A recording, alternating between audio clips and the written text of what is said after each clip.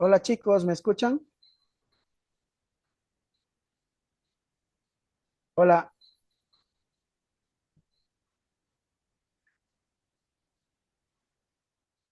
hola chicos, ¿me están escuchando, no?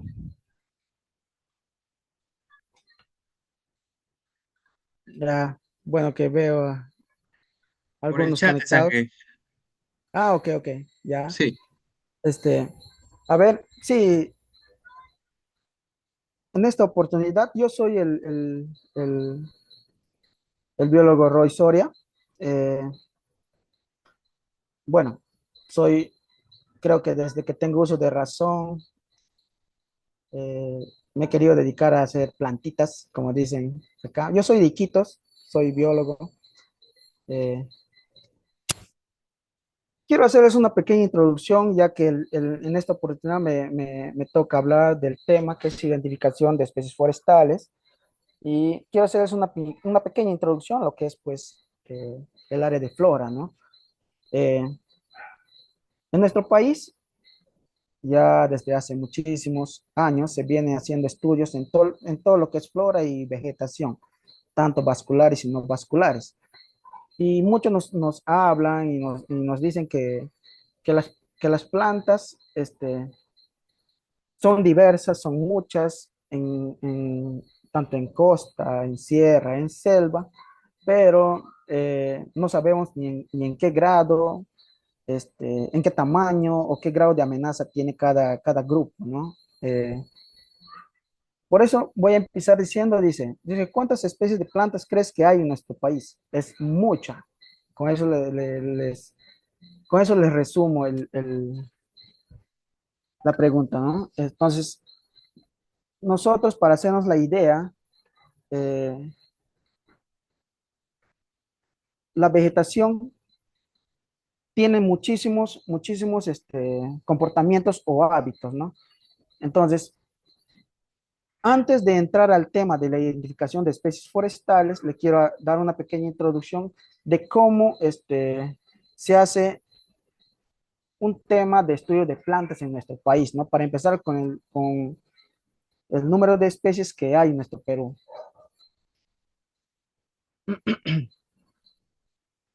Por lo tanto, dicen, en el Perú hay aproximadamente más de 20.000 especies de plantas y hay aproximadamente 6.350 especies de árboles y muchas especies en estos últimos años que han sido descubiertas. Y eso es muy cierto, ¿no?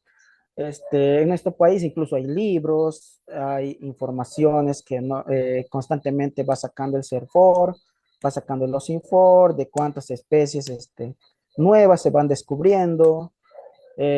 Hace como 2 años se descubrieron, normalmente por investigaciones que hacen diversas expediciones que realizan investigadores peruanos normalmente. En el caso de Missouri, en este caso de extranjeros, por ejemplo, hay un investigador de la Universidad de Miami que trabajó en selva, que hace poco descubrió una especie nueva en el Parque Nacional del Mano, ¿no? Que es una especie de venácea. Eh, y así, normalmente se va descubriendo más especies, con lo cuales dentro de pocos años esa lista de árboles o de especies forestales se va a ir incrementando. Pero al ir incrementándose, se va también generando muchos nombres locales o ya existen nombres locales de cada una de las especies que nosotros conocemos, ¿no? Eh, un ejemplo, ¿no? Hay especies, por ejemplo, de Kumala, que es una especie acá en Selva Baja, le dicen Kumalas, como se dice, ¿no? Pero cuando te vas, por ejemplo, a Selva Alta, le dicen o aguanillo, o le dicen Kumala llorona.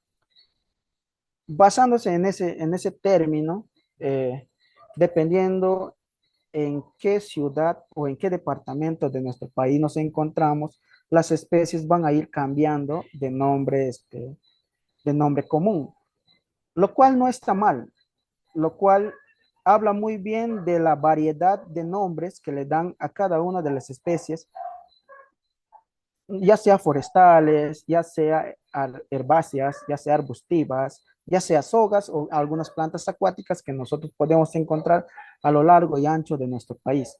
Un ejemplo, ¿no? Dice ahí abuta macho y aceite caspi. Esas tres especies normalmente lo separan a veces dependiendo de la región.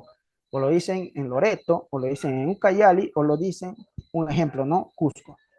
Y así, Aguanomasha, Airambo, Ajilla, Josacha. Y así te vas a encontrar una lista infinita de nombres comunes que existen en, normalmente en la lista que nosotros a veces nosotros ponemos en Google, ¿no? Dice, queremos poner el nombre común de, no sé, del cedro de altura, ¿no? Que a veces lo encontramos en selva alta, pero lo escribimos y te bota, el Google te describe una especie, no sé, cedro de altura y te pone cedrela, no sé, Cedrela officinalis.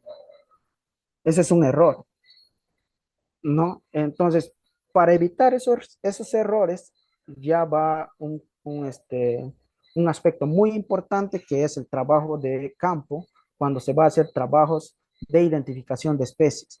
Y en este caso, de especies forestales, ¿no? Ejemplo, como les decía, las especies de Kumala, ¿no? En selva, normalmente,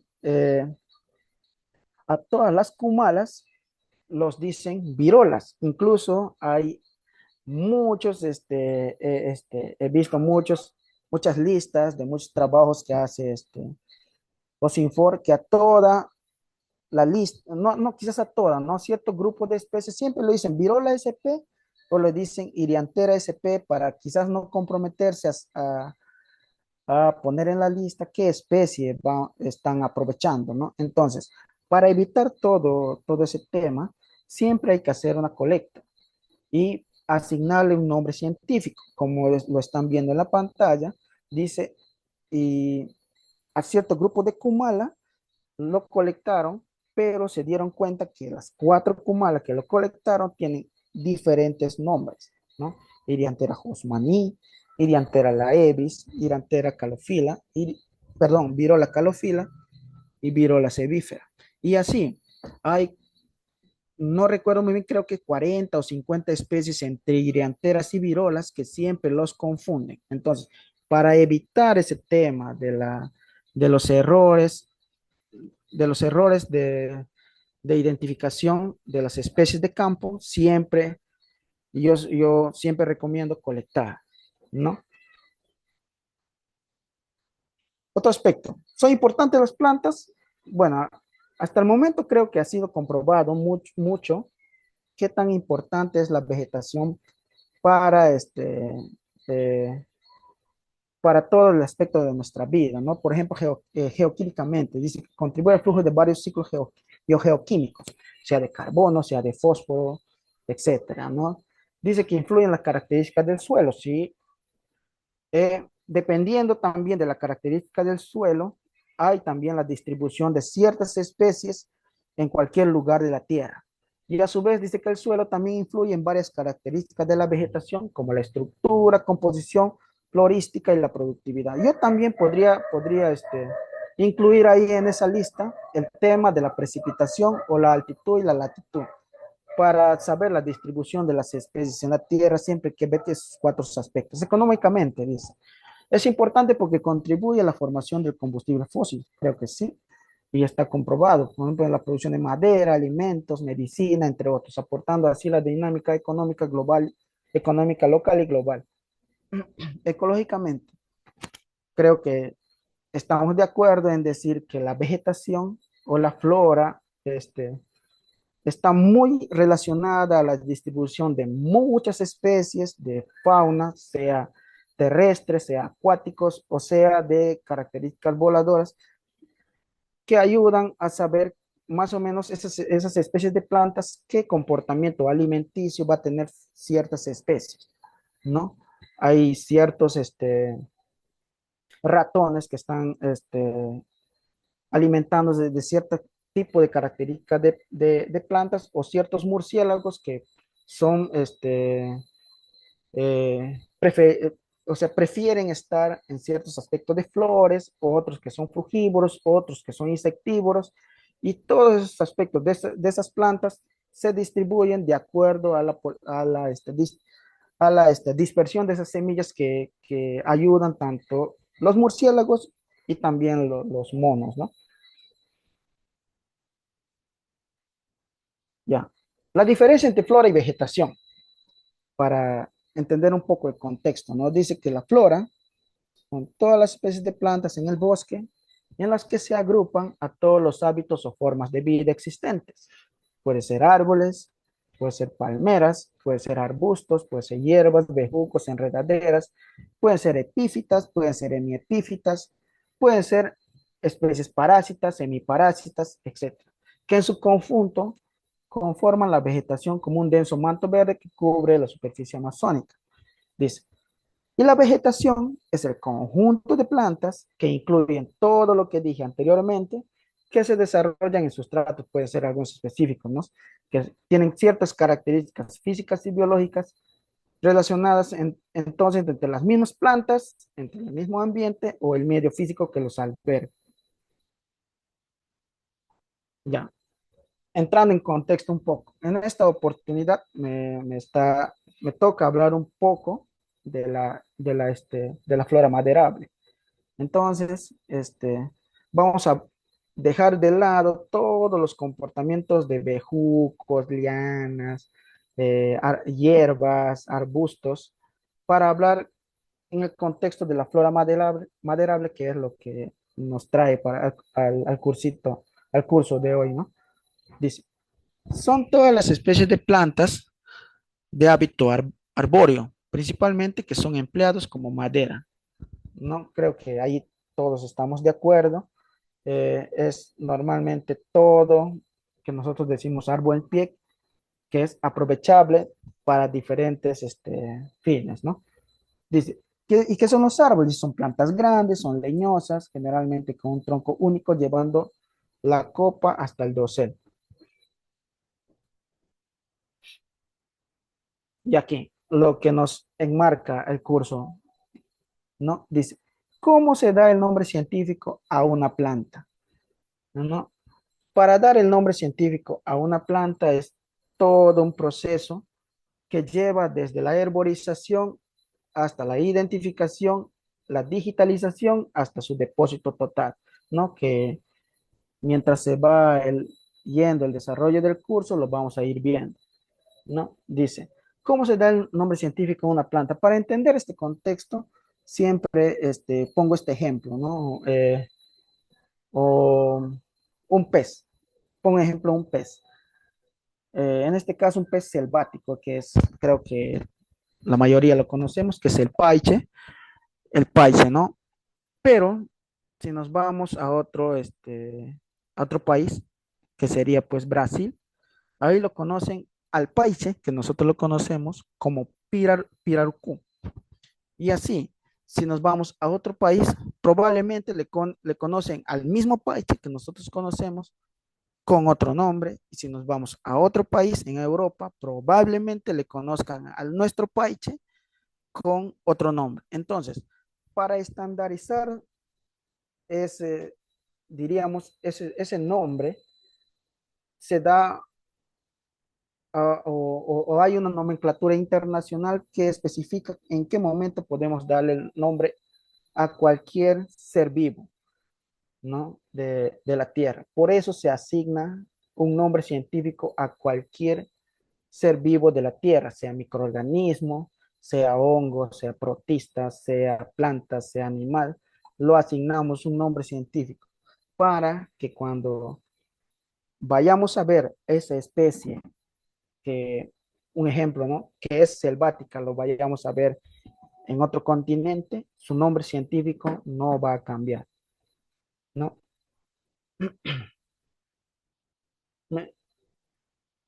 No sé si hasta acá tienen alguna pregunta o alguna duda.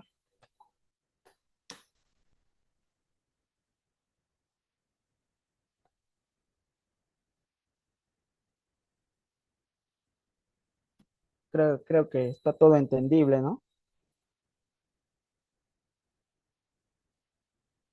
Ya, sigamos entonces.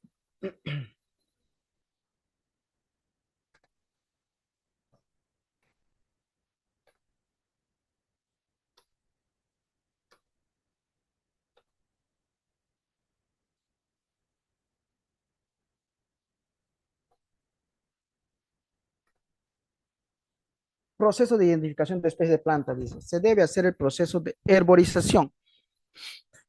A ver, creo que la mayoría lo que han hecho estudios en ingenieros ambientales, ingenieros forestales, biólogos o cualquier persona que ha hecho estudios ambientales, creo que en algún momento se ha topado con este tema, ¿no?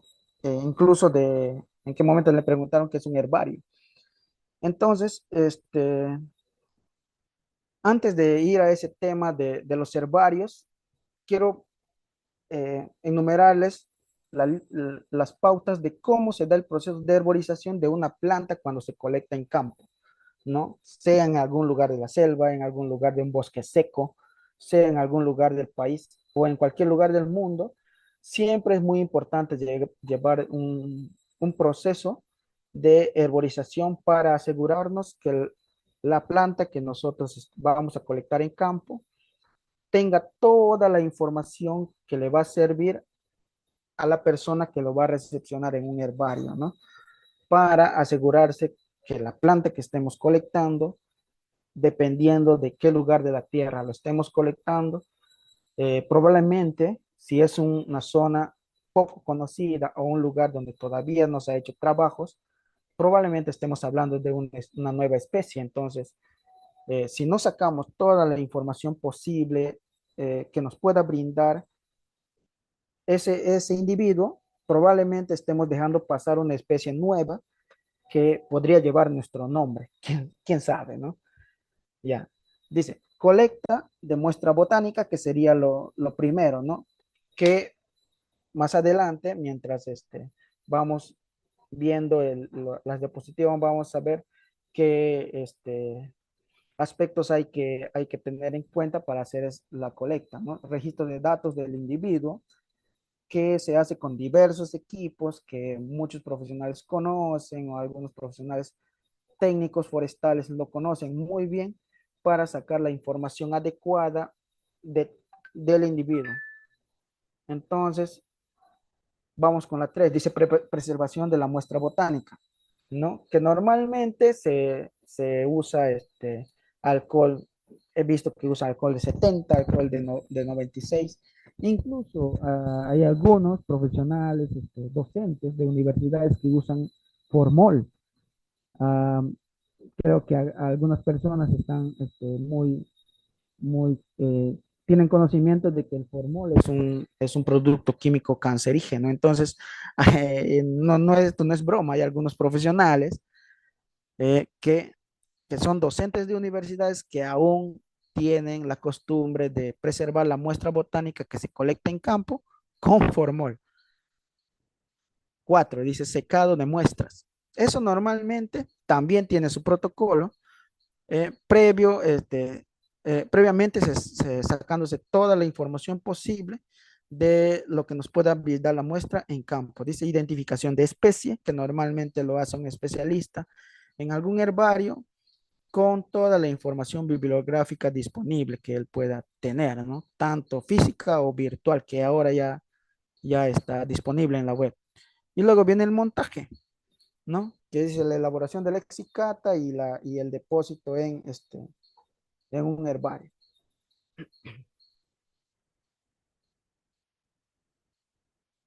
¿Qué son los herbarios? Bueno, les dice que son museos de plantas. Creo que ese es el resumen de lo que es un herbario. Eh, yo normalmente, yo trabajo en un herbario, por eso yo estoy acostumbrado a ver esta cantidad de muestras que están viendo ahí en la pantalla. Eh, los herbarios son museos donde se conserva toda la información de la vegetación de todos los lugares que uno pueda hacer colecta, ¿no? Eh, en nuestro país creo que hay creo que 20 herbarios. Dentro de esos 20 hay, creo que 15 autorizados. Entonces, son lugares donde todas las muestras que se hace colecta en campo deberían ir a ser depositadas, ¿no? Porque ya con todo este tema de, del aprovechamiento forestal, con este tema de concesiones, con este tema de la explosión demográfica, hay mucha información de campo de muchas plantas que se están perdiendo porque normalmente aprovechan la madera, pero no se hace la colecta de dicha madera, ¿no?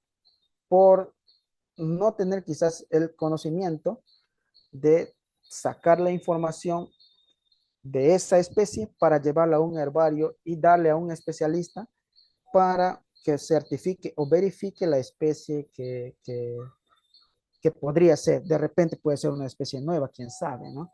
Entonces, para eso se han creado estos lugares para albergar la mayor cantidad de muestras que nosotros podríamos conocer. Ya, creo que es ya muy importante, lo dije en un contexto anterior, que nosotros creo que todos los días nos topamos con las plantas, ¿no? Es muy importante, creo que hoy en tu desayuno, en tu almuerzo, en tu cena, por algún lado habrás comido alguna planta, ¿no? Puede ser, no sé, tu cena un plátano, una manzana, qué sé yo, en el almuerzo puede ser haber sido un lomo saltado, tu desayuno, no sé, un pay de limón, un pay de plátano. Por donde lo mires, las plantas están en todos nuestros lugares, incluso la mesa o el lugar donde en estos momentos podrías estar escuchando esta pequeña clase, es una mesa de madera y fue construida con una planta, ¿no? Las medicinas, la vestimenta, probablemente el polo, la camisa o el pantalón que estés ocupando en estos momentos está hecho de algodón y también es una planta. Por donde lo veas, las plantas es muy importante para nuestra vida cotidiana. Y como no decirlo, ¿no? Se relacionan muy bien con los animales, ¿no? Quién no ha conocido un mono? ¿Quién no ha conocido algún ave o algún colibrí o alguna especie de abeja que siempre se relaciona de alguna manera polinizando o dispersando algunas especies de semillas que son muy importantes para la, eh, para es- tener un bosque más cubierto, ¿no? Para ampliar, para que nunca dejar que el bosque deje de tener su diversidad, ¿no? Eh, y por lo tanto, dice que hay especies amenazadas. Por supuesto, cuando normalmente se hace consultoría o se hace algún trabajo de investigación, siempre hay que tener en cuenta que cuando se hace el listado final, siempre hay o hay que tener en cuenta que de toda la lista que nosotros saquemos de la información de campo, siempre hay que ver los aspectos o categorías de amenaza de cada especie que nosotros saquemos de campo. De campo. En este caso, los árboles. Los árboles quizás también, al igual que las epífitas, que son las orquídeas, son otro grupo que está grandemente amenazado por el constante aprovechamiento, ¿no? Y a veces no tenemos el aprovechamiento con algún criterio, simplemente lo bajamos y ni siquiera sabemos qué tipo de árbol lo estamos bajando.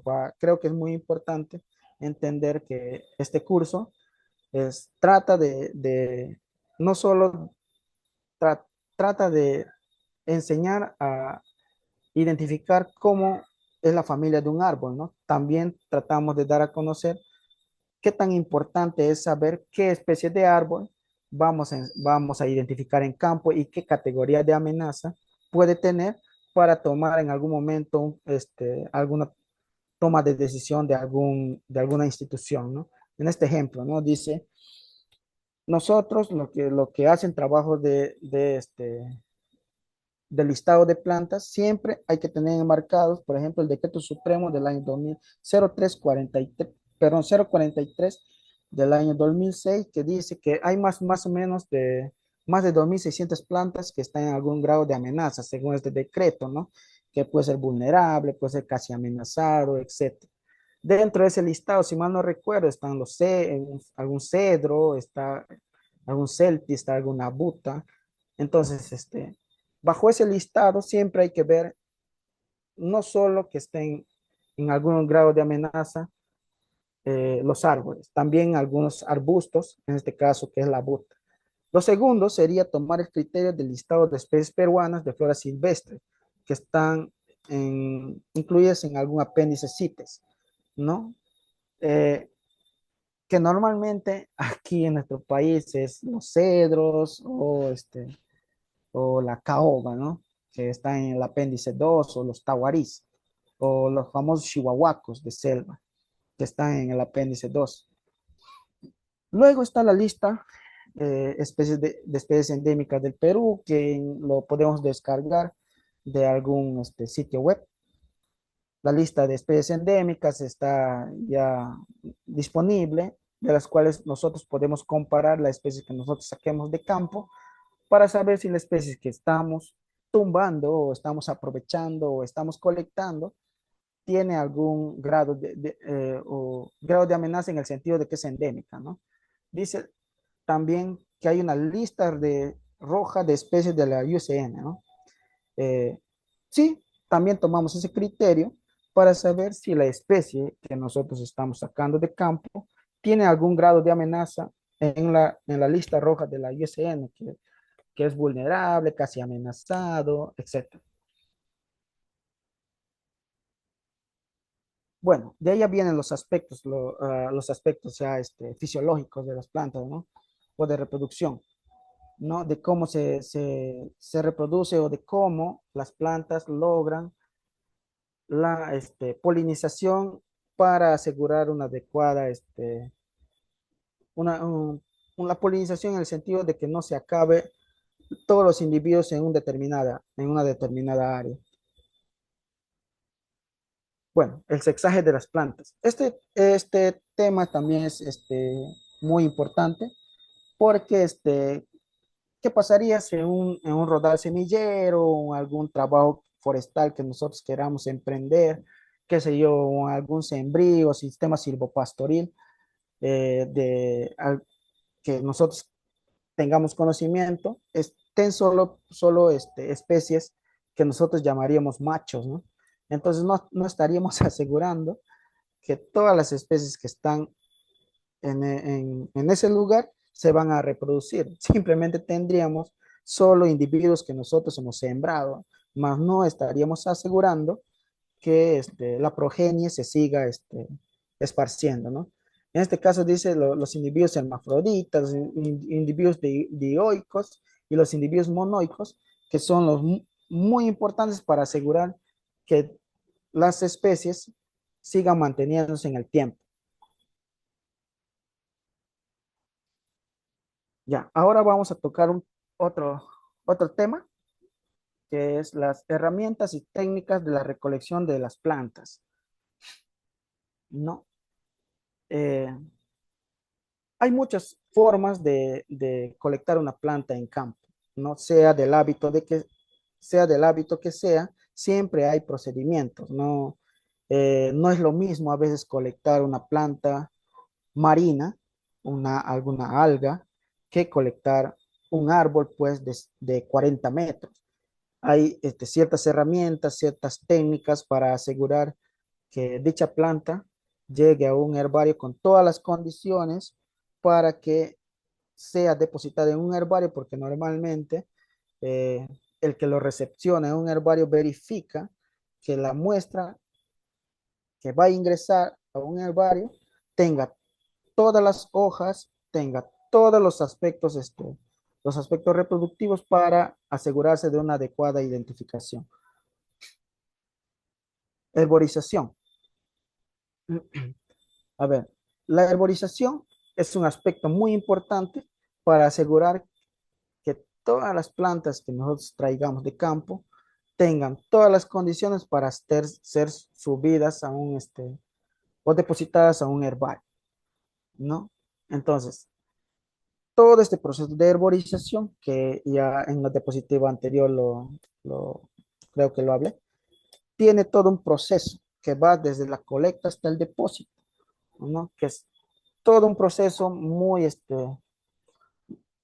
digamos, es un proceso muy estratificado para que todo botánico o no botánico lo pueda seguir para asegurarse de que la planta que está trayendo de campo sea registrada en un herbario,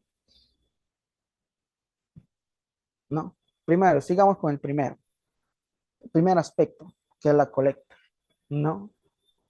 La colecta nosotros lo podríamos hacer de muchas formas. Podríamos agenciarnos, como lo ven aquí, es que es una tijera de mano. Podríamos agenciarnos de una tijera telescópica, que es lo que normalmente se utiliza para colectar un árbol, para asegurarnos de la identificación, o colectarlo ayudarnos a la recolección con estos equipos especiales que se llaman patas de loro. Hay algunos colectores que utilizan las famosas púas que se van adheridas a los pies, o algunos colectores que utilizan incluso acá le dicen ondas o baladoras, ¿no? Que es con una semilla o alguna piedra, lo tiramos hacia la parte alta de algún árbol que nosotros querramos colectar o saber el nombre de esa planta, lo tiramos con mucha fuerza y nos aseguramos de que la muestra caiga, ¿no? Si no contamos con estos equipos especiales, que es las patas del loro, las púas o las tijeras telescópicas, o en todo caso un personal, en este caso acá a la izquierda estamos viendo, un personal capacitado que pueda subir un árbol que normalmente tiene todas las líneas de vida eh, debidamente asegurarse al árbol para asegurarte que la muestra que va a bajar del árbol sea sea la misma, ¿no? Que está subiendo. Normalmente estas personas reciben capacitación previa porque en cualquier lugar los árboles son altos, ¿no? Entonces, estas personas reciben una capacitación muy particular que requiere de una gran capacidad física. Eso sí, es, es comprobable porque cada persona que hace una colecta botánica requiere de mucha energía para sostener esta vara que ustedes están viendo acá al lado izquierdo. Esta vara se estira más o menos dependiendo de qué modelo sea, ¿no? Que lo vende el museo, perdón, una empresa del herbario de Oxapampa, ¿no? Esta vara se estira dependiendo, si no me equivoco, estas es las varas que lo ven esta empresa, se estira más o menos unos 12, 15 metros, pero hay varas más pequeñas que pueden estirarse unos 8 o 10 metros. Y para asegurarnos de que la muestra que baje el colector pueda ser tomada, normalmente se toma tres copias, ¿no? Pero para que sea depositada en un herbario, al menos en el herbario regional de Ucayali, nosotros recepcionamos muestras para ser depositadas en este herbario, necesitamos 5 copias, pero he visto en algunos herbarios también que a veces recepcionan 2 copias, otras 3 copias, dependiendo si tiene una buena hoja, si no tiene buenas hojas, o si la hoja está completa o incompleta. Ahí, eso depende mucho de qué persona va a recepcionar este, dicha muestra en un herbario, ¿no? Yo normalmente en el herbario yo recepciono 3 copias, pero si la muestra tiene es fértil, tiene hojas, perdón, tiene flores, tiene frutos, yo pediría que a los colectores lo traigan de 5 copias, porque normalmente a veces van y te contactan, te dicen que quieren hacer algún trabajo y siempre se les da algunas recomendaciones para la colecta de campo, ¿no? Y para asegurarnos la información física del campo, siempre nos agenciamos de una cámara digital con una adecuada memoria, ¿no? Para cargar toda la información fotográfica de la muestra que nosotros podamos tener de campo. Y cómo no decirlo, ¿no? Hay muchas personas que para hacer colecta de campo utilizan binoculares. Los binoculares que son muy importantes o en la parte de la cintura, siempre utilizamos alguna tijera de mano especial para cortar algunas ramas que son de algunos árboles que esto es bastante sólido o duro. Ya, una vez que hemos bajado nuestra muestra, que está en nuestra mano, siempre el colector tiene que tener a la mano toda la información o todos los aspectos o un tablero o todo el formato que requiere para sacar toda la información posible de ese individuo en campo. Un ejemplo, como lo están viendo acá, al lado derecho, dice, hay un pequeño formatito básico que te ayuda a sacar la información de esa muestra que nos va a servir para identificar en gabinete, ¿no? Que en primera nomás podríamos decir que es el código de colecta o en todo caso poner el código de la muestra, que también podría serlo, ¿no? Pero hay algunos botánicos que siempre ponen su código de colecta personal, lo dicen ellos, ¿no? Un ejemplo, algún especialista de algún herbario, qué sé yo, de Lima, de Trujillo, de Piura, no sé. Siempre esos especialistas que realizan investigación tienen su propio código. Entonces, cuando ellos van a campo, siempre tienen un ejemplo, ¿no? Si tal especialista eh, tiene el código en el número 6030, eso quiere decir que el señor al entrar a campo en tal lugar que fue asignado, el señor a ese 6030 lo va a hacer correlativo, ¿no? Su primer árbol colectado en el lugar que fue va a ser el 6031, pero para el inventario de ese lugar que fue va a ser su código de colecta o individuo número 1, ¿no? Luego vendría pues el nombre, que no importa, en campo en realidad no importa si le pones el nombre común y está muy bien, ¿no? Si hay algún apoyo de campo, que a veces siempre nos ayudan para hacer la parcela, para hacer las mediciones dasométricas, siempre hay apoyo de campo que siempre es bueno preguntar porque son personas normalmente locales que ellos te dicen normalmente que no conocen al árbol o simplemente si es una persona de campo que vive en la zona, lo conoce. Entonces es muy bueno saber el nombre común de la planta, ¿no? Que la persona lo sepa, ¿no? Si no lo sabe, no hay problema. Tú estás asegurándote con todos los equipos que llevaste para asegurarte de la colecta de la muestra, ¿no? Luego dice DAP. Tomamos el diámetro de la altura del pecho, tomamos la altura. Es muy importante para la identificación el color de las flores y color de los frutos si es que lo tuviese. Pero si no lo tuviese, nos agenciamos de otra información que el individuo nos pueda dar. Puede ser olor, puede ser el color del látex, puede ser forma del fuste, puede ser la forma de la copa, puede ser la disposición de la rama en la copa, puede ser algún, incluso hay especialistas botánicos que suelen, en su curiosidad de querer saber qué especie es en campo, suelen probar la corteza o suelen probar el exudado con la lengua para saber si el individuo tiene si es amargo, si es dulce, tiene algún, no sé, algo astringente, o simplemente saber si, incluso hay una familia de plantas que son los picramiáceas, que cuando tú lo pruebas, tiene como si tuvieses probado algún ají, ¿no? Algo picoso, ¿no? Toda esa información que el colector está sacando de campo es muy importante porque ya existen claves de identificación con esa información que te ayudan para, te ayudan a la identificación en gabinete, ¿no? Dice un código de unidad de muestreo también, que es muy importante dependiendo de cuántos puntos de muestreo tengas en campo, ¿no?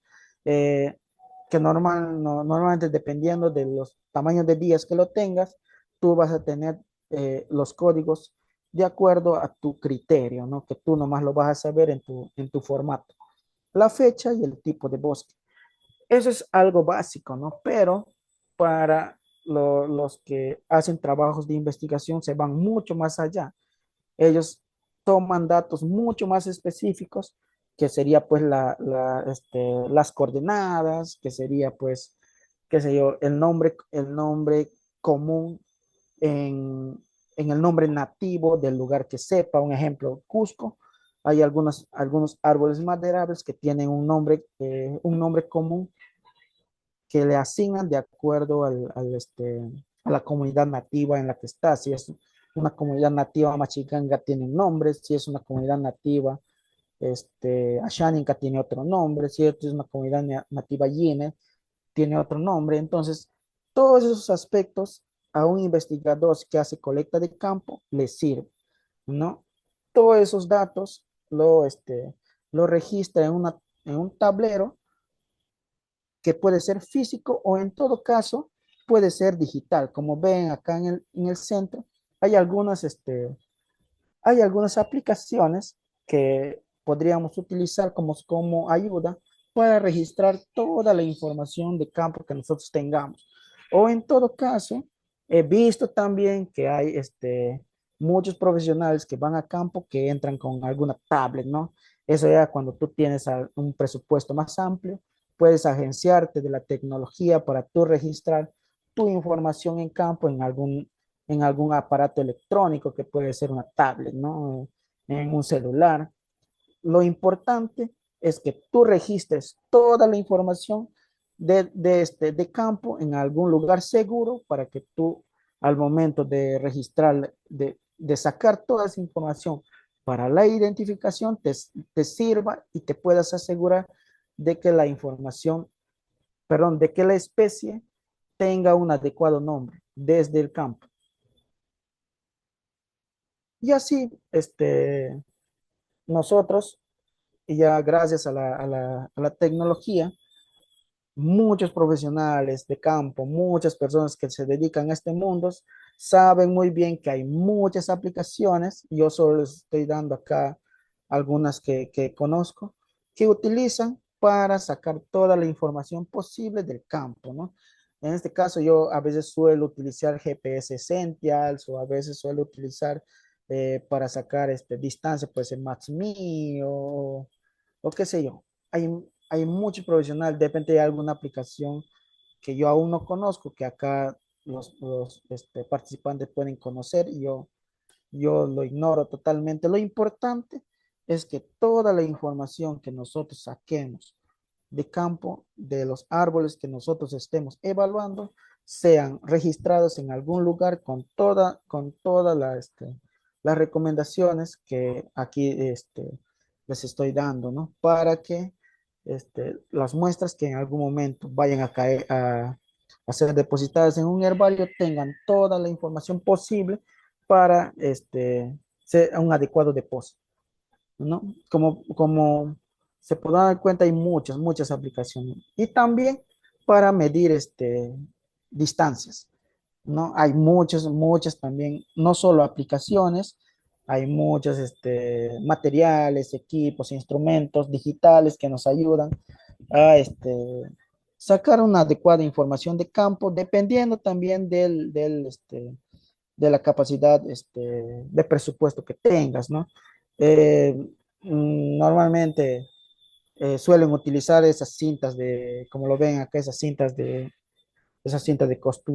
costura, como le dicen, o solemos utilizar, eh, medir alguna regla de un metro, o o en todo caso utilizar las cintas que ya vienen con fórmulas, que son las cintas diamétricas, o las forcípulas, que es muy utilizado por los que hacen trabajos forestales, ¿no? Lo importante de toda la información que les estoy dando es que tengamos bien claro que no importa el método, no importa los instrumentos que utilicen, lo importante es sacar la información o toda la información del campo que el árbol nos pueda brindar, no para nosotros tener eh, una adecuada, en este caso, si lo vamos a depositar la muestra, tengamos una adecuada información para nosotros plasmar dentro del Lexicata, ¿no?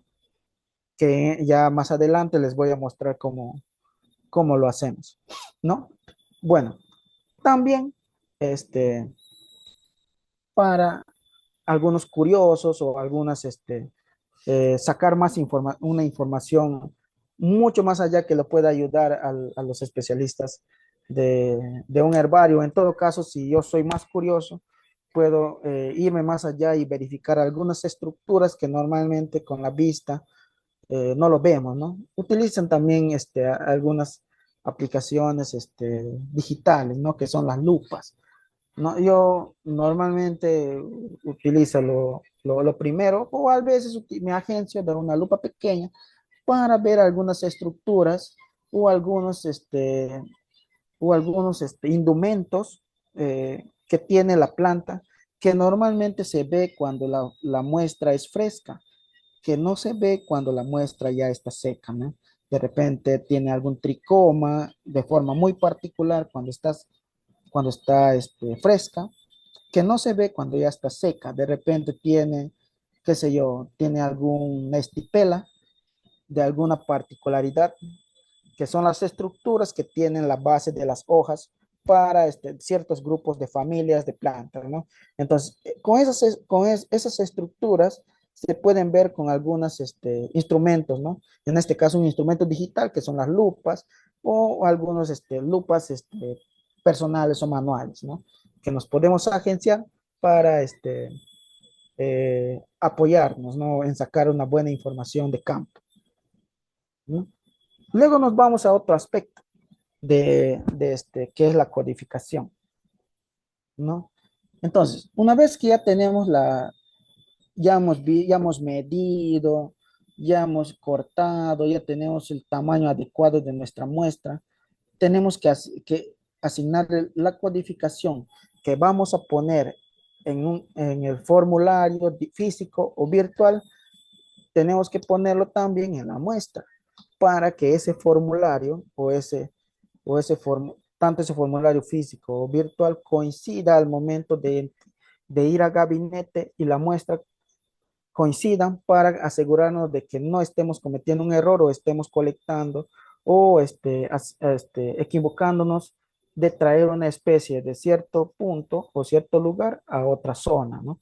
Entonces, para eso nos agenciamos los que no tienen presupuesto, normalmente, que son los que hacen investigación, siempre nos agenciamos a veces de algunos plumones que por falta de presupuesto no podemos comprar, por ejemplo, estas etiquetas que vemos al lado izquierdo, que es unas etiquetas especiales que tienen un costo. No podemos ponerla no podemos comprarlo porque obviamente tiene un costo y al momento de ir a campo a veces es un poco problemático escribirlo y ponerlo en su tirita de alguna muestra, ¿no? Porque demoramos en tiempo, ¿no? Lo que a veces los investigadores hacen es escribir en la misma hoja. En este caso estamos viendo una especie de copal y ahí se nota muy bien la codificación que nosotros le asignamos a cada hoja, cosa que cuando vamos a gabinete o al momento de realizar la preservación de la muestra, tengamos pues los códigos adecuados a la cual pertenece el formato que nosotros hemos sacado en campo, ¿no? O en algunos casos se utiliza las cintas masking tape, ¿no? Que como vemos aquí en la parte baja, con un plumón indeleble, cubrimos con las cintas masking tape las muestras y las codificamos, ¿no? Para asegurarnos que las muestras que nosotros sacamos de campo sean las mismas en gabinete, sean las mismas en gabinete, ¿no? Pero eso es, como les digo, cuando hay pues un presupuesto, ¿no?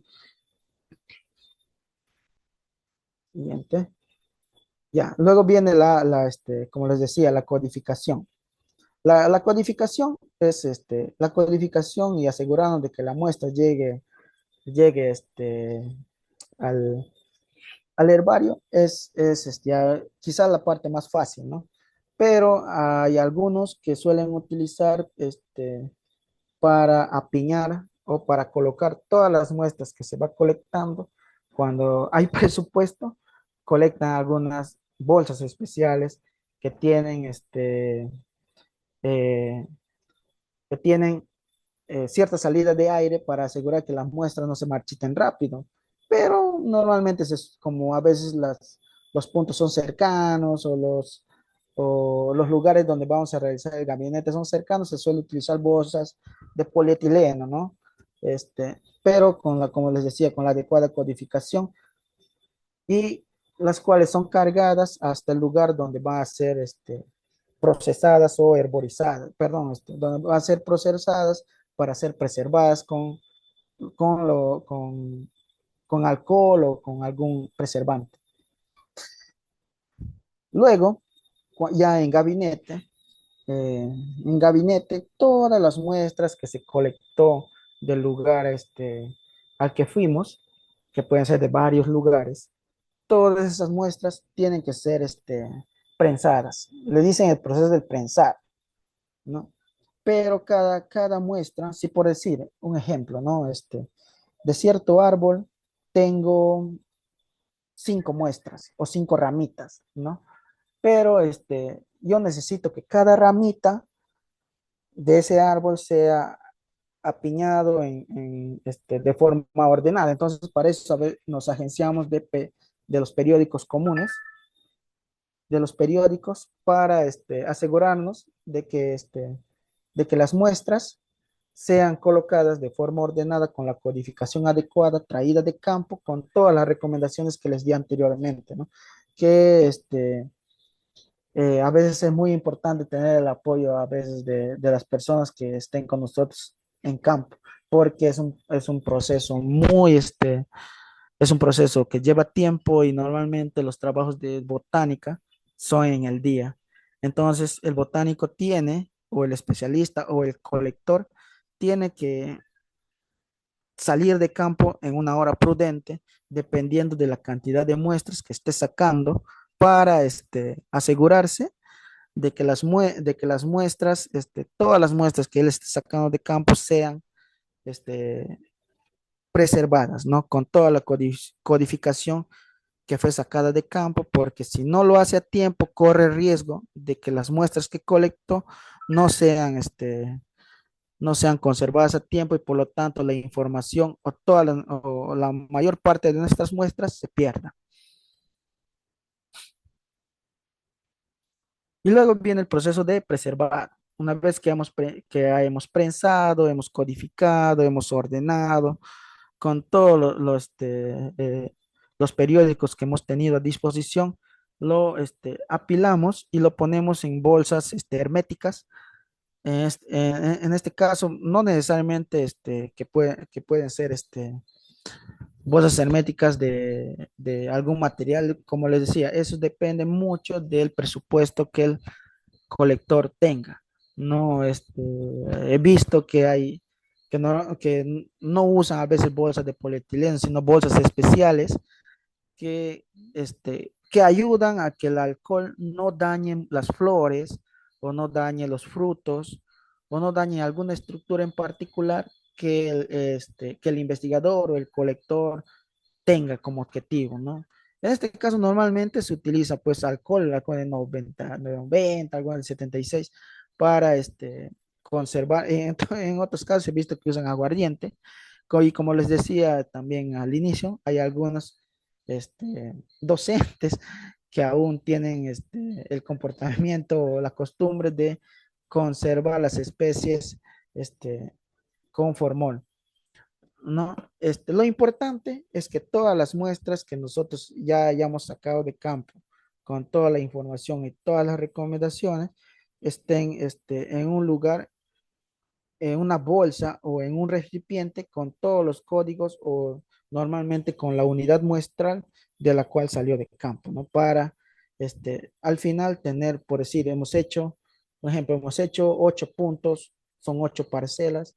Cada punto debería contar con qué sé yo, con un paquete de muestras que indique que esa unidad muestral fue sacada de tal, de tal parcela, ¿no? Para que al final cuando vayamos al secado de las muestras, tengamos una adecuada codificación. El siguiente proceso es el secado, ¿no? Es el secado. Todas las muestras de las especies que hayamos sacado de campo tienen que ser secadas, ¿no? Eh, para asegurarnos una deshidratación adecuada de las muestras y puedan ser eh, procesadas luego, que pueden ser cosidas, pueden ser pegadas o puesto algunas cintas dependiendo del, del criterio de cada herbario al cual así va a ser asignado, ¿no? Eh, en el secado, normalmente las apilan, como podrán ver acá al lado izquierdo, las apilan de forma ordenada de, del, de la parcela tal a tal parcela, los ordenan en una prensa para asegurarnos que toda la prensa pertenezca a tal unidad muestral y sea codificada de acuerdo a esa unidad muestral, ¿no? Nos agenciamos de estas prensas que estamos viendo a la izquierda y para luego, con esas prensas ordenadas y muy bien apretadas, sean puestas en una estufa, ¿no? Que puede ser digital o puede ser rudimentaria, ¿no? Que en algunos herbarios aún se utiliza.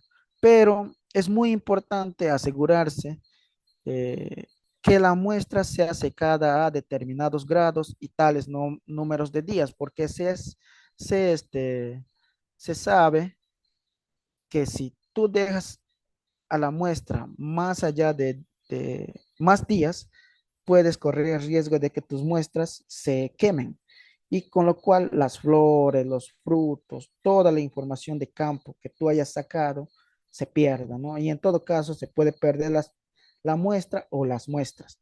Hay que tener muy presente eso porque se ha visto caso que en algunos herbarios llevan la muestra tal cantidad, pero el que es responsable del secado se olvida, ¿no? Eh, Normalmente en un herbario, dependiendo a 70, 80 grados, lo dejan 3 días o 72 horas.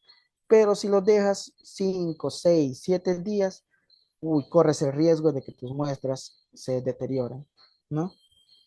Por eso es muy importante, este,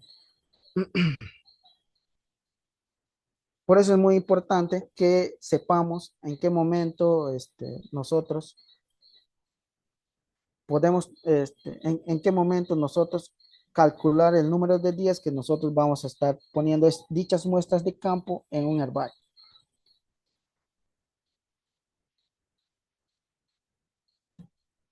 Ya.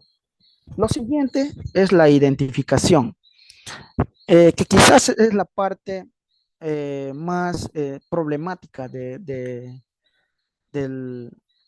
del trabajo de la identificación o trabajo de identificación de cualquier especie o de cualquier trabajo de campo en botánico que se haga, ¿no? Siempre es la identificación, es el trabajo quizás más difícil. Normalmente estos trabajos lo hacen los herbarios, pero hay algunos profesionales ¿no? que se aventuran hacer la identificación por, por el criterio suyo, ¿no? Lo cual está muy bien, ¿no?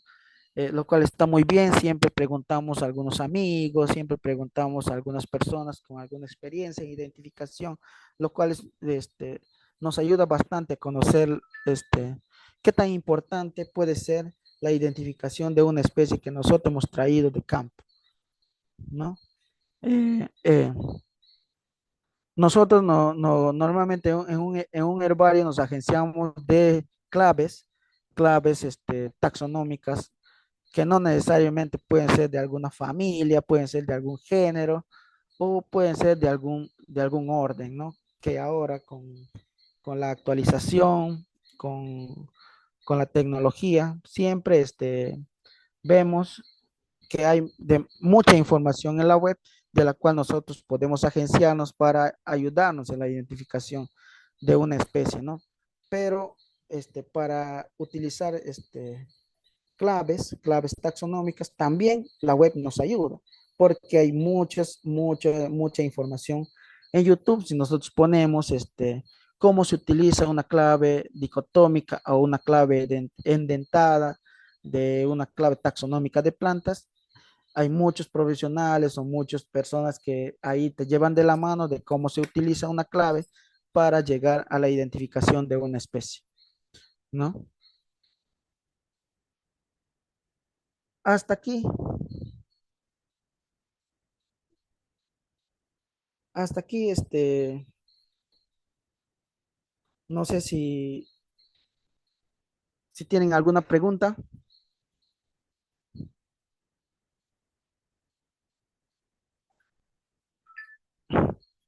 ¿No tienen alguna pregunta, chicos?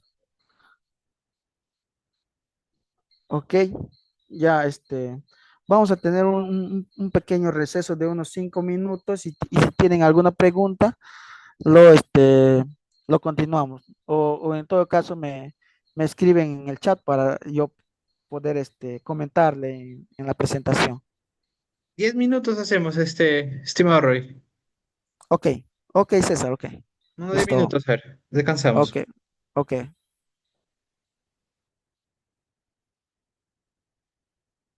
En la parte, nos quedamos en la parte de identificación. Y bueno, para apoyarnos en la identificación de las especies que nosotros hemos traído de campo, ya también, como les decía, hay muchas páginas web que ya están a disposición en la red, que nos ayudan a saber o nos ayudan a identificar nuestro individuo, ¿no? En este caso, la primera página que es muy utilizada, yo también lo utilizo mucho, que es Flora Mundial, que nos ayuda a saber si el nombre científico de la planta que nosotros colectamos aún se mantiene siendo su taxonomía tal como fue hace 10 años, hace 15 años o hace 20 años. O en todo caso, esta página web que es Flora Mundial te ayuda a saber si la taxonomía o el nombre científico de la planta cambió, ¿no? Es la siguiente página que es Trópicos, también es muy utilizado. Es, recomiendo normalmente esta página porque nos ayuda a, a saber cuántas especies de plantas hay en nuestro país. Normalmente los investigadores o los colectores de Perú están constantemente mandando o actualizando las especies que se colecta dentro del territorio peruano a esta página que es Trópicos. Luego tenemos Mobot, tenemos Especies Link, que está a la parte superior derecha. Especies Link es muy práctico, es muy práctico y es muy importante, al menos para los que se dedican a este mundo de las plantas, porque dentro de todos los comandos que tiene esta página web, eh, tiene el comando que se llama distribución a nivel del mundo, ¿no? O a nivel de Sudamérica. Ahí tú lo puedes filtrar dependiendo de qué país es tu planta, ¿no? Y también con algunas exicatas o la mayoría de exicatas que se encuentran en los herbarios de dichos países filtrados. Luego tenemos el TNRS, que es Taxonomic Name Resolution, que es una página web que si tú tienes de tu inventario 5.000 nombres que por algún caso te dio, por un ejemplo, ¿no? Te dio una pereza terrible ponerle el autor del nombre científico de cada planta de tu inventario, de tu trabajo de campo. Esta página web te ayuda a poner los autores originales de cada nombre científico de tus muestras o de tu listado de plantas que tú trajiste de campo. Puede albergar hasta 5.000 especies, ¿no? Luego está esta página de Field Museum, que también es muy querido por los botánicos porque nos ayudas a saber el nombre científico de muchas plantas, pero también contiene este, exicatas o imágenes de plantas en vivo, no tal como lo colecta el especialista en campo. Esta página web lo sube tal y como lo viste en campo. Luego ya hay otras páginas más que te ayudan a tener un poco más de conocimiento de cómo son los términos que se utilizan normalmente para la identificación de alguna planta, ¿no? No solo identificación forestal, puede ser alguna planta, puede ser una soga, puede ser una hierba, puede ser un arbusto. Hay muchas páginas, por ejemplo, Botánica Morfológica, que te ayuda normalmente en las claves dicotómicas, te ayuda a saber qué término, por ejemplo, qué sé yo, eh, clatrado, ¿no? Yo no sabría qué es clatrado, no sé ni de dónde lo saca, pero al ponerle en esta página web, tú sabes qué significa en clatrado, así en términos sencillos. Y también hay algunas páginas web que nos ayudan a saber algunas publicaciones científicas o algunas distribuciones de algunas especies que en este caso tiene el IAP, ¿no? Que puedes entrar en cualquier momento y tú puedes saber este, qué trabajos de investigación realizaron en el marco de algún trabajo científico que hicieron en algún lugar del país. Luego tenemos para ayudarnos en la identificación muchos aplicativos de celular. Eh, ya he visto de muchas personas, no solo profesionales, también personas así, personas civiles que utilizan muchas aplicaciones de planta por recomendación de hijos, de amigos, para saber en los huertos o en los jardines o en alguna plantación, qué especie de planta está creciendo en mi terreno, ¿no? Hay muchas personas que lo utilizan y creo que es muy importante porque nos ayuda a, a saber que hay muchas personas que no solo están yendo a un herbario, también se apoyan en la tecnología para ayudarse a identificar una planta, ¿no? En este caso, hay esta aplicación lo podemos ver, que es PlanNet. Creo que he visto en muchos profesionales que lo utilizan, pero te da las identificaciones hasta cierto porcentaje, ¿no?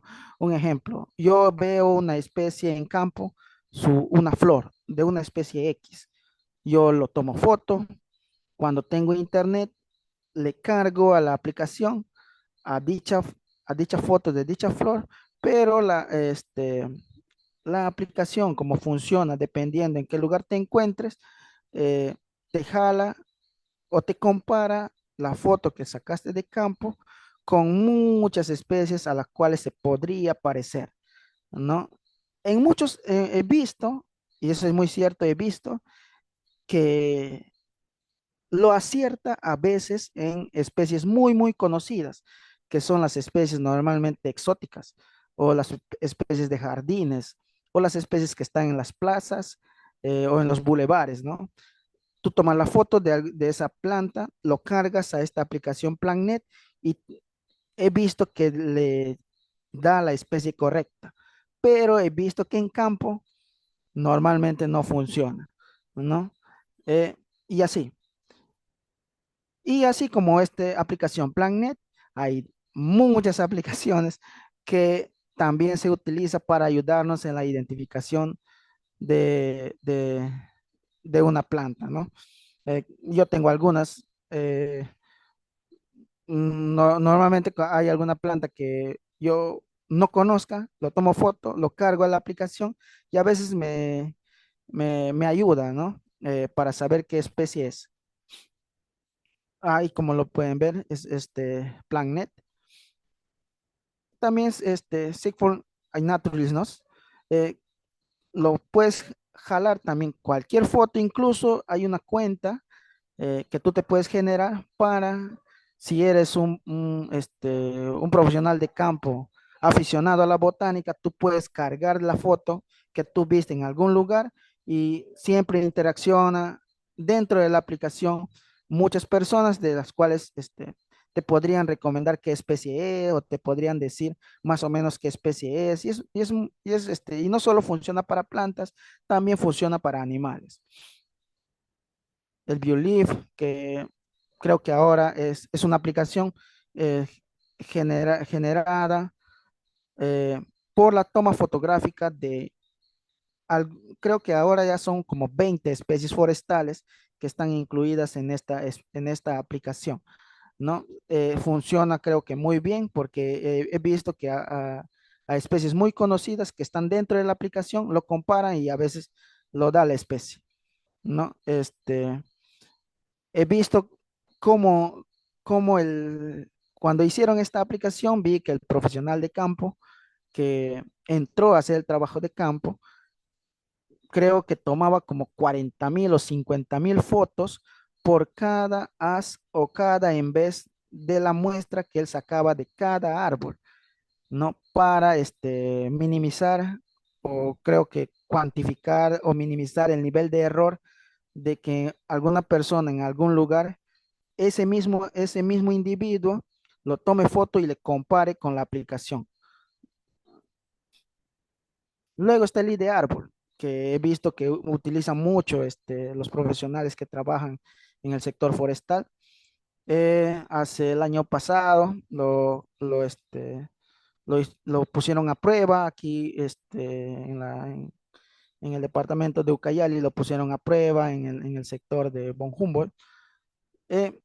Tiene también su margen de error, pero lo bueno es que tiene las fotografías exactas de cada árbol de interés forestal de algún estudio que nosotros podamos tener, ¿no?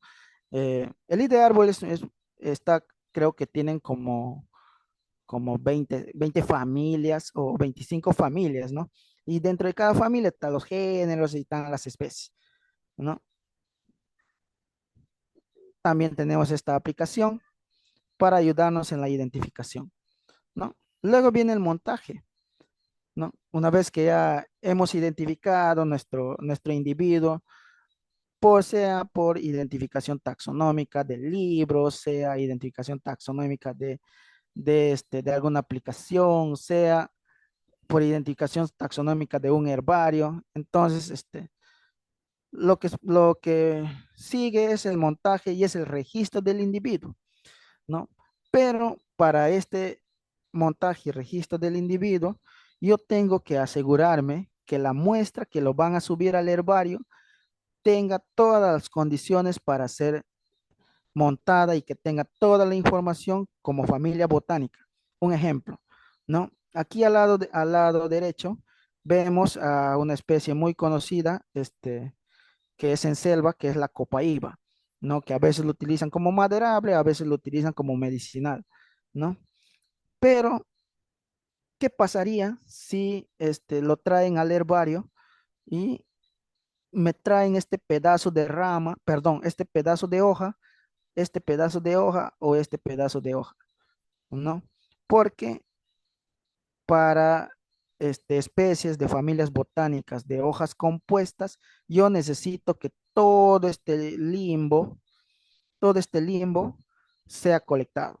no me sirve para un herbario tener un pedazo de limbo, ¿no? En hoja compuesta yo necesito todos estos foliolos que están aquí conforman una hoja, ¿no? Si lo voy a subir o lo voy a montar en un herbario, no me sirve tener estos foliolos sueltos o en todo caso un pedazo de raquis, etcétera, ¿no? Pero si lo tengo completo, lo podemos montar tal como está aquí en la imagen, ¿no? Le asignamos toda la información de campo que nosotros hayamos sacado, que está acá en su etiqueta. eh, Le asignamos un DNI, como nosotros decimos en los herbarios. El DNI es el número de registro con el cual entra esa muestra a ese herbario, en la cual ya está asignado su nombre científico, ya está asignado su familia, ya está asignado su coordenada, ya está asignado toda la información de campo que previamente se sacó, ¿no? En formatos, en celulares, en tablets electrónicas, toda esta información de campo, si tenía látex, olor, color, quién fue la persona que lo colectó, en qué fecha, toda esa información está aquí en esta exicata que nosotros la elaboramos. Dependiendo del herbario, hay muchos criterios también para hacer, ¿no? Y si en algún momento cae algún foliolo de esta exicata, si se podrán dar cuenta aquí, hay un pequeño sobre, ¿no? Todos estos foliolos que caen podemos ponerle aquí y no se pierde la información de la muestra, ¿no? Una vez que está pegada la etiqueta, otra cosa, hay herbarios que no, que para pegar la muestra a la cartulina, como esta cartulina blanca que estamos viendo aquí, hay herbarios que no pegan, hay herbarios que cosen. Entonces, eso ya depende mucho del criterio del personal que esté dentro de ese herbario, ¿no? Eh, hay muchas personas que lo pegan con silicona, otras personas he visto que utilizan como una cinta como las cintas masking tape finas, que lo pegan cada extremo en cada extremo de la muestra, ¿no? O en las ramitas para asegurarse que la muestra esté pegada a la cartulina. Pero hay personas también que lo cosen, como lo ven acá al lado izquierdo, vean una persona que lo está cosiendo a la muestra, ¿no? Eso depende mucho del criterio del manejo del responsable del herbario, ¿no? Eso también, cada cartulina tiene su tamaño, eso también depende mucho de ese herbario que lo está manejando, ¿no? Una vez que ya está cosida, asegurada la muestra, pasamos a lo siguiente, que es el depósito, ¿no? El depósito. Ese depósito tiene que ir acompañado con el, este, con toda la información de esa muestra en digital, en una base de datos de Excel, que lo tiene, o Access, como lo quiera manejar el herbario, tiene que estar en una base de datos madre, que solo va a tener acceso el curador o la responsable del herbario, porque son datos muy importantes, son datos muy sensibles, dependiendo de qué grupo de plantas nosotros estemos albergando en dicho herbario, ¿no? Un ejemplo, ¿no? Es muy sensible a veces tener información de orquídeas, porque nosotros sabemos que las orquídeas son un grupo de plantas que están muy amenazadas y están categorizadas en algún grado de amenaza, con lo cual cuando se colecta las hojas o algunas flores, siempre ya al momento del depósito, esa información ya está en una base de datos. Por lo tanto, si alguna persona con intenciones de comercialización tiene acceso a la base de datos de esas especies, que podrían ser orquídeas o podrían ser cactáceas, perdón, orquídeas o cactus del grupo de la familia de los cactus, podría tener acceso, eh, podría esa persona fácilmente con la coordenada que está en esa exicata, ir a tal lugar y cazarla, ¿no? Con los famosos cazadores de orquídeas. Entonces, es muy sensible la información que se alberga en los herbarios, porque hay muchas especies eh, que son comercializables y los cuales con la coordenada adecuada los que se dedican a la mafia o al tráfico ilegal de especies de flora silvestre pueden acceder para ir y cazarlas, ¿no? Lo siguiente, pasamos a otro grupo muy importante. Ya llegamos a la parte final, que es desde la colecta hasta la herborización y el depósito. Y ahora pasamos a las características morfológicas de las plantas, principalmente aquí de las angiospermas, que son la que nos interesa, que son las identificaciones de los árboles, ¿no? Eh, de las especies forestales. Eh, Aunque a veces hay algunas especies de gimnospermas que también funcionan como especies forestales, en este caso, lo que le dicen diablo fuerte en selva alta, diablo fuerte, o en los bosques, en algunas que son ya como jardines o algún sembrío que son los pinos, ¿no? Que también son forestales, pero que no los vamos a tocar en detalle en esta presentación. Ya, introducción a la morfología básica de las plantas para el proceso de identificación de las especies, ¿no? Eh, Vamos a hacer un pequeño repaso de cómo nosotros, como profesionales o no profesionales, podemos tener la información adecuada para asegurarnos que nuestro proceso, que nuestra identificación sea la correcta de la especie que nosotros hayamos colectado, ¿no? Eh, Algo básico nomás, ¿no? Como estoy viendo acá al lado izquierdo una mesa, ¿no? Y acá al lado derecho las mesas. Entonces, así es la botánica, ¿no? O el proceso de identificación de una planta, ¿no? Nosotros necesitamos de agenciarnos de toda la información a detalle de cada estructura de una muestra. En este caso sería de una mesa, ¿no? Si esta parte superior es plana, porque es plana.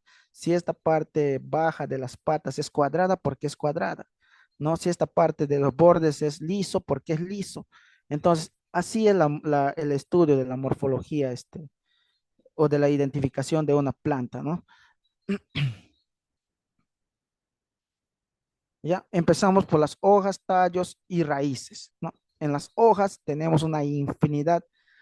No creo, hace poco me trajeron una muestra con unas hojas raras, yo no sabía hasta ahora, no sé hasta ahora qué es.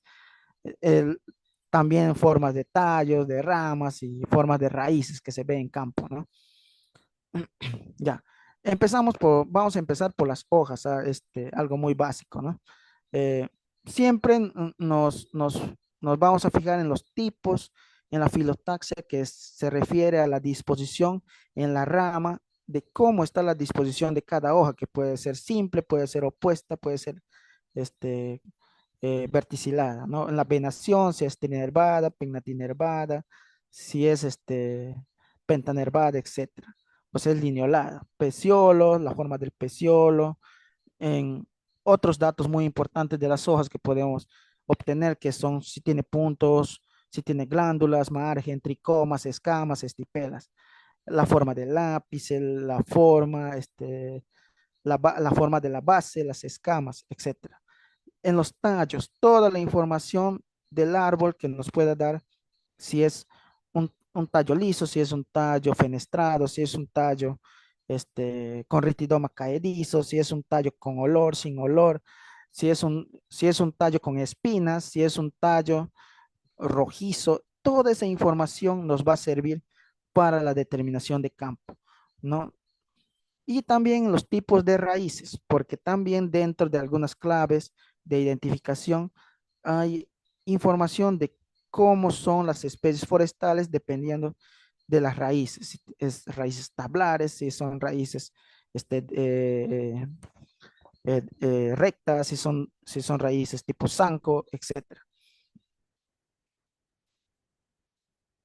Ya, empezamos por las hojas, ¿no? ¿Qué criterio se toma para determinar que una muestra tiene hojas simples o hojas compuestas? Empezamos por las hojas, ¿no? Una hoja está conformada por una base, que es un peciolo, la lámina, ¿no? O limbo, ¿no? Todo eso es la parte esencial de una hoja, pero hay otros criterios que se toman más específicos para nosotros leer una clave dicotómica, que es el ápice, que es el en vez, el as y la base, ¿no? Dependiendo del tipo de hoja, puede ser una base redondeada, corazonada, aguda, puede ser una base puntiaguda, etcétera. Algún ápice puede ser un ápice acuminado, un ápice obtuso, un ápice retuso. El en vez puede ser un en vez blanquecino, un en vez rojizo, o el as puede ser liso, o el as puede ser con algunos tricomas. Toda esa información nos va a servir, ¿no? Pero lo principal aquí es saber cuál es la morfología general de una hoja, ¿no? Que está conformada por un peciolo, un limbo, un as, un en vez, un ápice y una base, ¿ya? Y aquí está, este es una parte muy importante del curso de hoy, que es la diferenciación entre los tipos de hojas que nosotros vamos a ver normalmente en campo, que son las hojas simples y las hojas compuestas, ¿no? Entonces, ¿cómo yo diferencio una hoja simple de una hoja compuesta? Las familias botánicas, dependiendo de qué grupos sean, tienen esa diferencia muy marcada, ¿no? ¿Cómo yo diferencio una hoja simple de una hoja compuesta? ¿No? Es, en primer lugar, por la yema. Si se fijan, aquí donde está mi cursor, hay hay una estructura verde, ¿no? Dos estructuras verdes y aquí también dos estructuras verdes. Esas estructuras se llaman yemas, ¿no? A partir de la cual esa yema o meristemo apical se va a formar una nueva hoja, así como estas. Entonces, basándome en ese fundamento básico, yo voy a saber que aquí es una hoja compuesta. ¿Por qué? Porque en la base de esta hoja, supuestamente, debería haber una yema, pero no existe. Acá hay otra yema, pero no existe. Debería haber otra yema, pero no existe. Entonces, yo en ese momento asumo que todo esta hoja, perdón, estas estructuras de aquí es una hoja. ¿Por qué? Porque todo me voy a la base, al peciolo, que es esta parte de la base. Veo aquí una parte verdosa, ¿no? Esta de aquí viene a ser la yema. De esa manera yo diferencio una hoja simple de una hoja compuesta. Y ahí ya se basa todos los grupos de plantas normalmente forestales que podríamos encontrar en campo, que podrían ser las especies de hoja compuesta, que son las anacardiáceas, donde están las burseras, qué sé yo, donde están los cedros, que son las meliáceas, o donde están las prosopis, que son las fabáceas, o donde está el diablo fuerte, que son no, ese es otro grupo, son podocarpáceas, o o algún grupo de burseráceas, que son los copales, qué sé yo, alguna especie de gualaja que se dice que son las rutáceas con el género Santoxylon. Todas ese grupo de plantas, de familias botánicas, son hojas compuestas, por lo tanto, están conformadas por un raquis.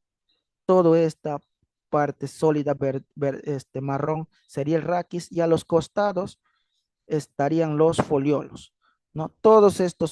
Estas hojas que los llamaríamos normalmente no se llaman hojas, se llaman foliolos, ¿no? Que a diferencia de la parte izquierda, donde son hojas simples, sí se llamarían correctamente hojas. Aquí, ¿por qué? Porque aquí en la base están las yemas apicales o meristemos apicales, de los cuales se va a formar una nueva hoja, ¿no?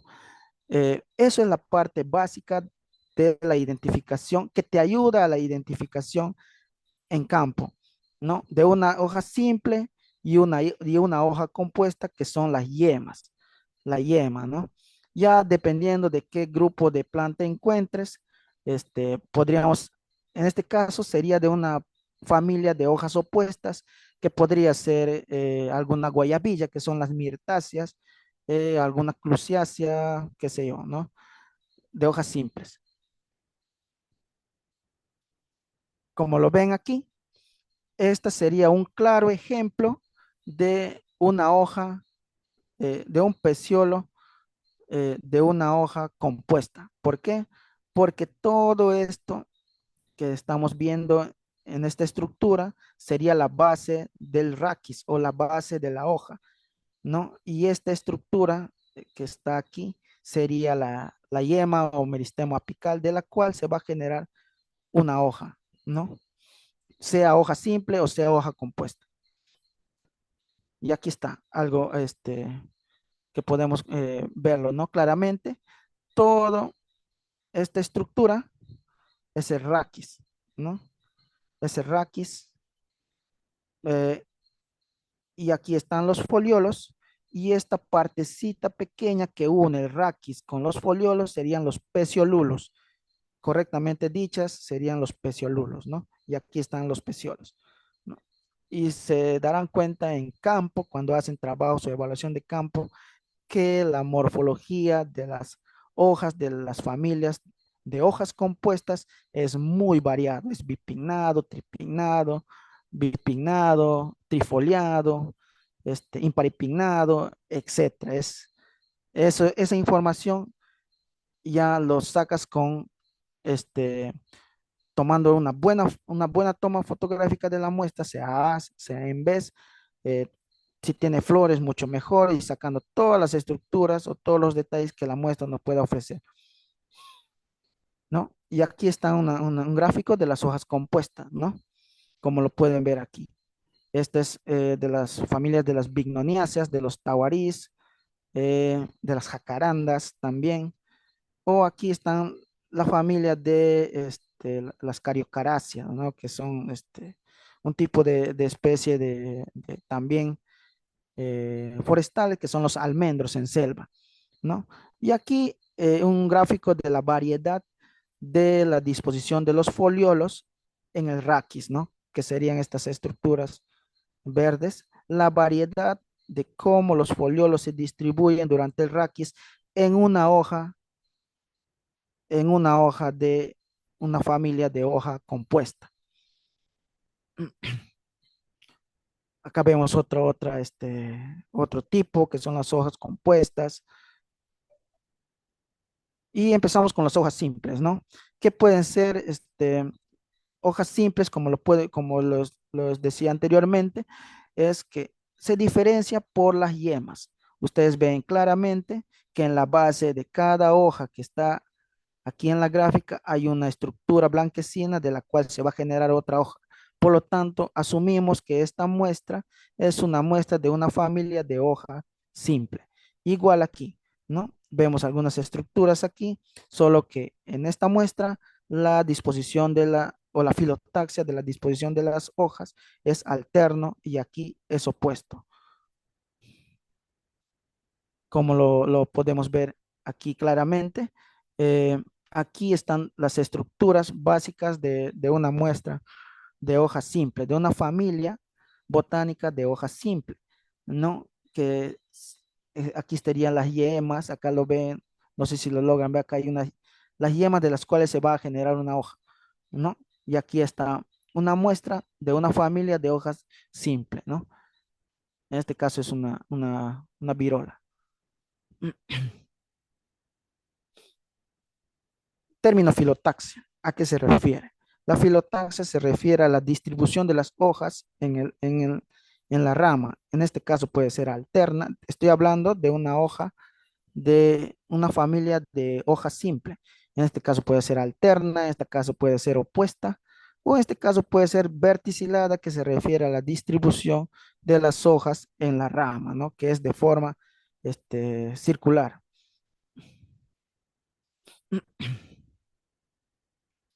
Como lo podemos ver aquí en dos ejemplos, ¿no? Estas hojas de una familia de hojas simples. Aquí están las yemas y aquí está cada hoja. Y esta familia botánica de hojas simples, solo que es de hoja opuesta, ¿no? Esta es hoja alterna y esta hoja opuesta. La venación tiene mucha variedad también, que son paralelas, puede ser pinatinervada o en este caso puede ser pentanervada, ¿no? Como lo vemos, hay mucha variedad en la forma de la venación particular de las venas en cada hoja simple o, o en una hoja compuesta, ¿no?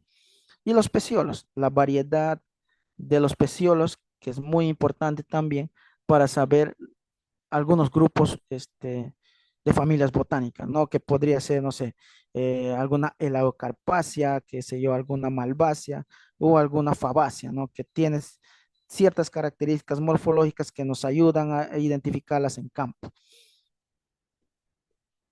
Eh, la morfología de cada peciolo también es muy importante.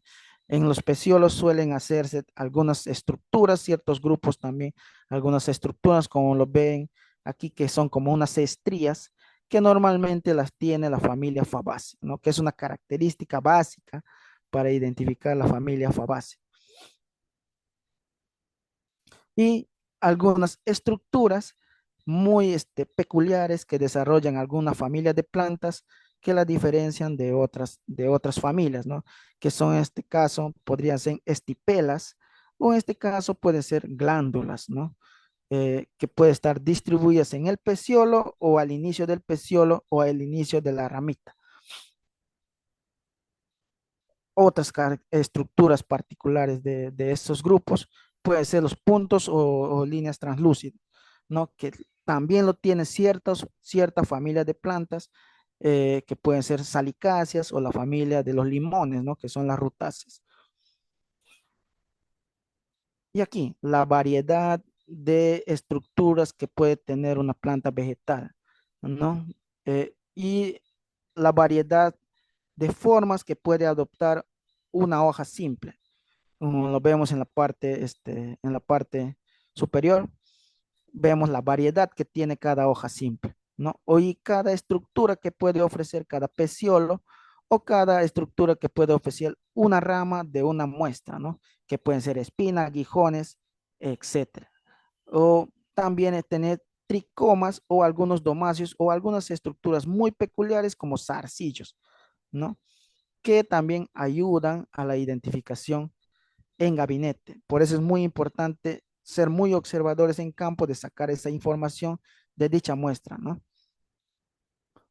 Las glándulas que lo tienen ciertos grupos de especies forestales, por ejemplo, las crisobalanáceas, que son las familias de las apacharamas, o la familia de las euforbiáceas, que es la familia del caucho, que tienen algunas glándulas que las diferencian de otro grupo de plantas, ¿no?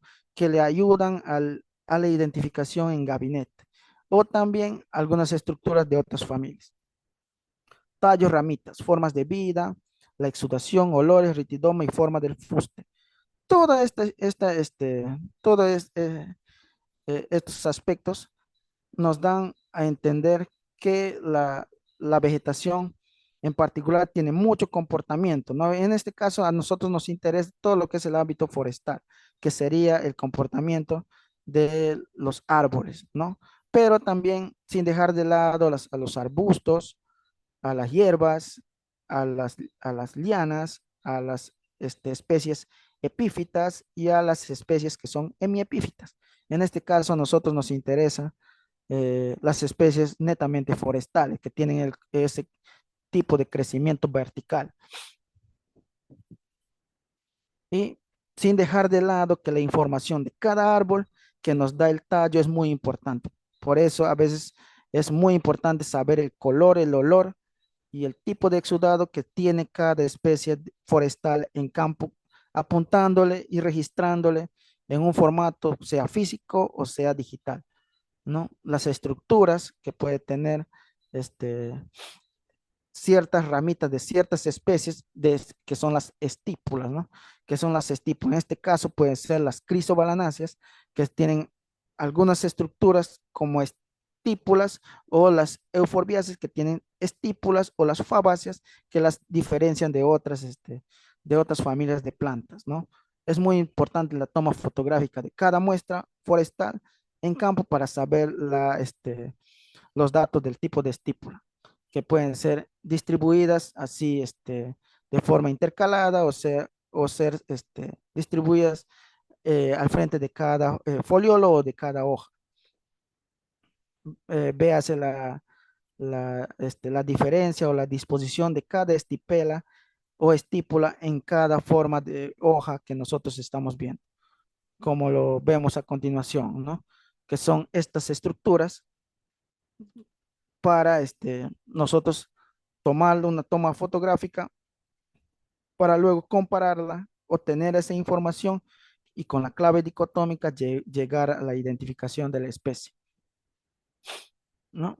Y aquí también otras estructuras que no lo vimos en la parte de arriba, que son estas estructuras medio marrones, color marrones, que son como indumento que tienen algunas familias de plantas, por ejemplo, las especies forestales poligonáceas, que las diferencian totalmente de otro grupo botánico, que solo tienen este grupo botánico, ¿no? Que esta estructura se llama ócrea, que es la diferencia de otras plantas. Y así cada familia de plantas de interés forestal tiene su característica peculiar, solo hay que saber sacar la información de campo para tener la información en un registro y esa puede llegar a un herbario, bien lo puede identificar un especialista en un herbario o nosotros mismos, agenciándonos de toda la información bibliográfica posible para asegurar una adecuada identificación.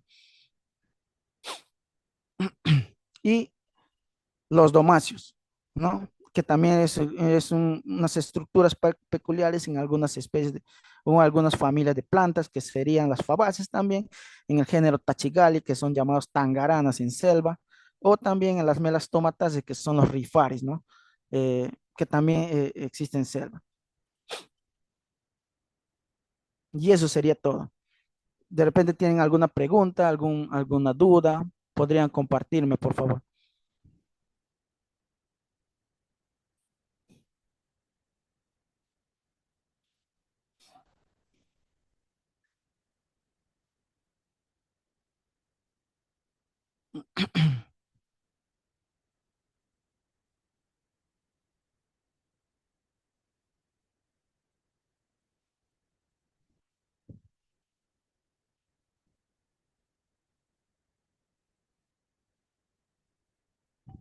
¿Alguna pregunta, estimado? Hola, hola, hola. No por esta parte. Bien, bien. En el chat, a ver. Ah, las presentaciones. Eh, ya, no hay ninguna consulta pregunta, ¿no? Si no, bueno, nos vamos a quedar ahí, estimados. ¿Les parece? Y continuamos el día martes. ¿Está bien? Hola. Ok, Está bien, entonces. Bien, estimado Roy, nos vamos a quedar ahí entonces y bueno, continuamos el día martes. Excelente, César. Ahí estamos, Sí, contactarnos ahí para seguir con el curso. Muchas gracias a todos. Que tengan buena noche. igualmente. Buenas noches con Gracias. todos. Buen ok, fin de buenas semana. noches. Buenas noches. Buen fin de semana también para todos.